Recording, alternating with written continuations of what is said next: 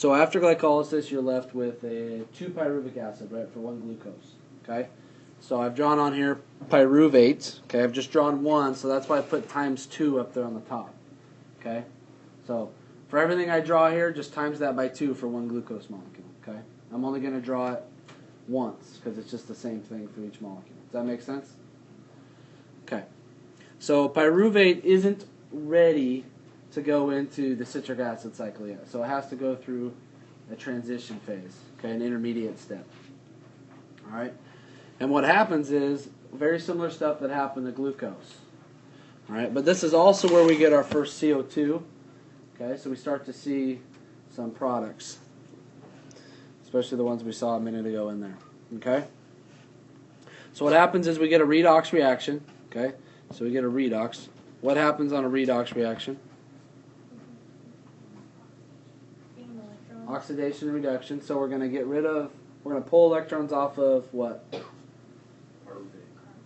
Well, yeah, but we're going to pull electrons off pyruvate, and we're going to add them to what? NAD+. The carrier, NAD+, yep. So we're going to get a redox reaction, so electrons are going to get pulled off and added to NAD+.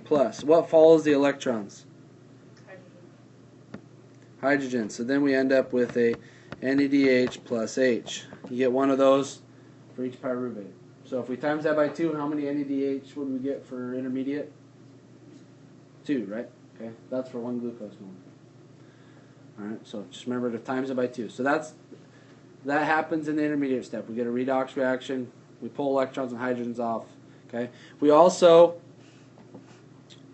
break off a carbon. Okay. We also break off a carbon, and that's going to leave in the form of what? CO2, which is what? Carbon dioxide. Okay, so we're going to get rid of some carbon dioxide here. All right? Now, going back to that last slide, what you're saying right there is times it by 2. That would be that 2 NADH plus H. For this step, we're timesing it by 2. In glycolysis, whatever I showed you is what we just got 2 NADH. I'm just only showing it for 1 pyruvate. We get 2 pyruvate for 1 glucose. Okay. So there would be 2 NADH if we were looking at the full process. Question? Is the CO2 because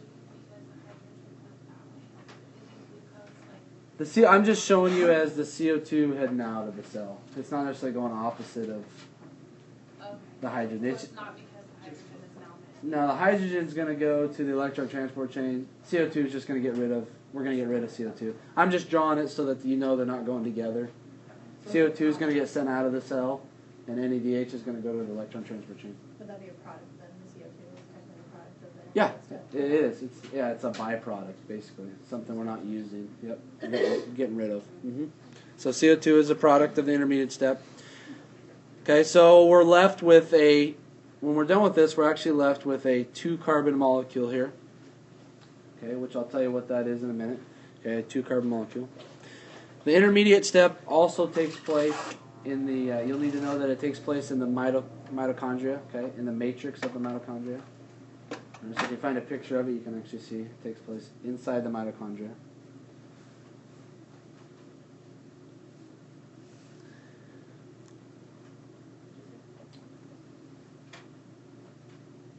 Can I clear this page? So if I clear this page, so like I said, we started with a 3-carbon pyruvate, right? We ripped off electrons, hydrogens, we got rid of that. We're left with a 2-carbon molecule here. That 2-carbon molecule is called acetic acid, or you may see it as acetate on some of your books, okay? It's a 2-carbon molecule. Acetic acid isn't quite ready to go to the citric acid cycle by itself, though. It's kind of like the 14-year-old that wants to go on and maybe to the movies with his girlfriend, but mom's not really keen on that yet, so she takes him to the movies to go with her, but she sits like, 3 rows up behind her. That's acetic acid, okay? Not quite ready for the full thing yet. So what happens is we bring in a coenzyme, okay, which is basically the chaperone, okay, it's the mom. So coenzyme A, okay, we're just going to write it as CoA there, comes in and picks up acetic acid. Okay? Comes in and picks up acetic acid and becomes the molecule acetyl-CoA. That's just the complex of acetic acid attached to coenzyme A. Okay? Acetyl-CoA. Sorry, it's kind of coming off the screen there. Would it be better if I just put the projector screen up? I see some nods. You can be honest.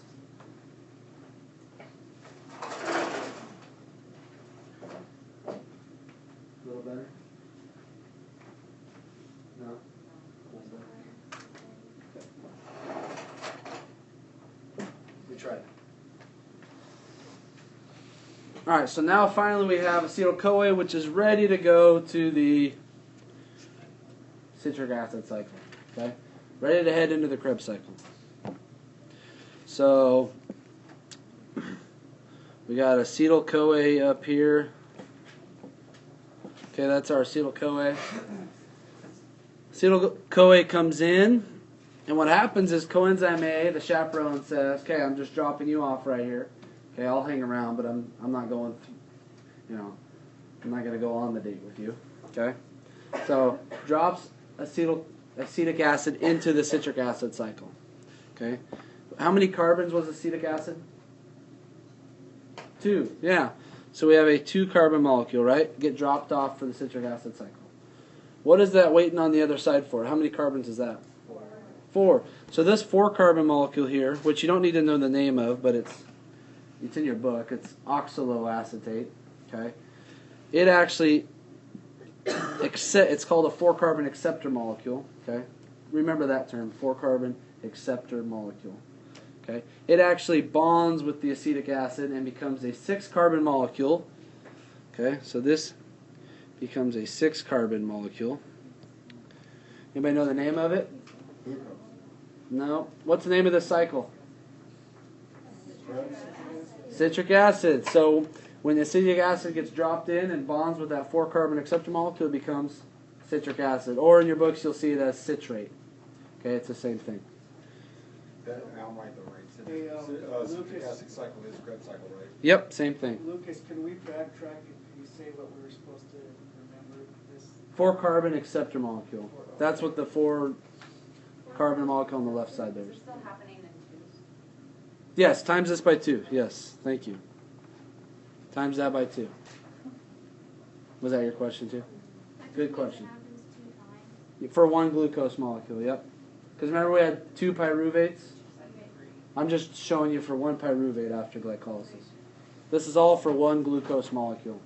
This is all happening continuously in our bodies. Okay?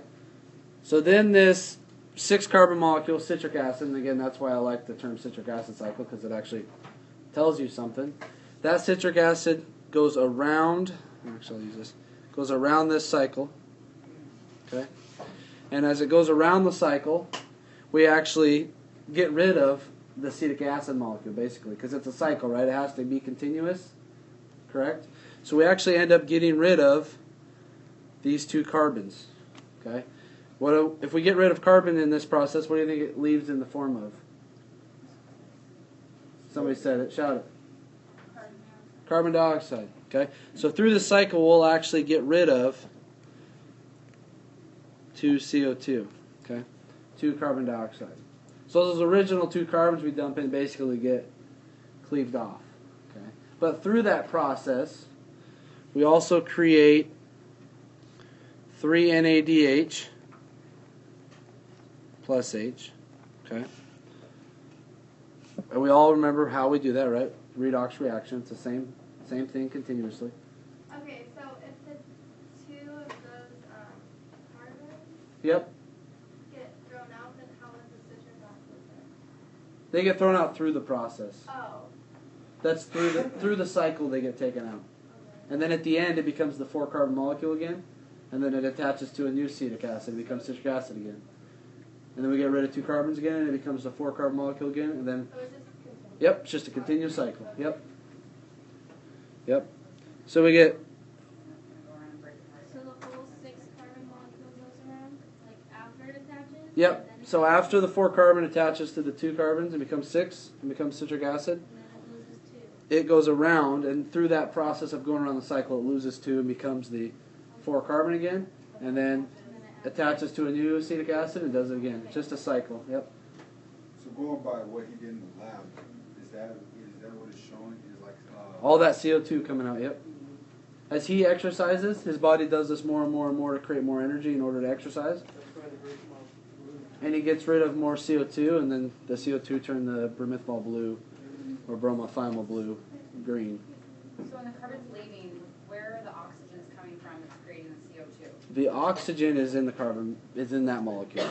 I'm just not showing you the this oxygen. is showing. So the carbon molecule already has the 2 oxygens attached to it? Yep. Okay. Yep. Yep. Good question. Yep, oxygen's already attached to those carbons. All right. We're also going to get, so we got 3 NADH, 2 CO2. This is for 1 acetic acid, okay? We're also going to get, and I'll just draw it on the other side. There's no distinct, I'm not making this distinct to one side of the cycle or the other. I'm just showing you it happens in the cycle, okay?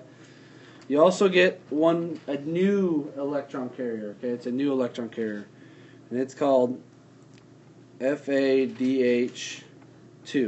Okay, FADH2. And that's a new type of electron carrier. Goes through the same process as NADH, but it takes both hydrogens rather than just one, like NADH does. Okay? And then finally we also get an ATP molecule. And again, you'll want to times all this by 2 if we were looking at 1 glucose molecule. This would happen twice. Alright? So that's the citric acid cycle.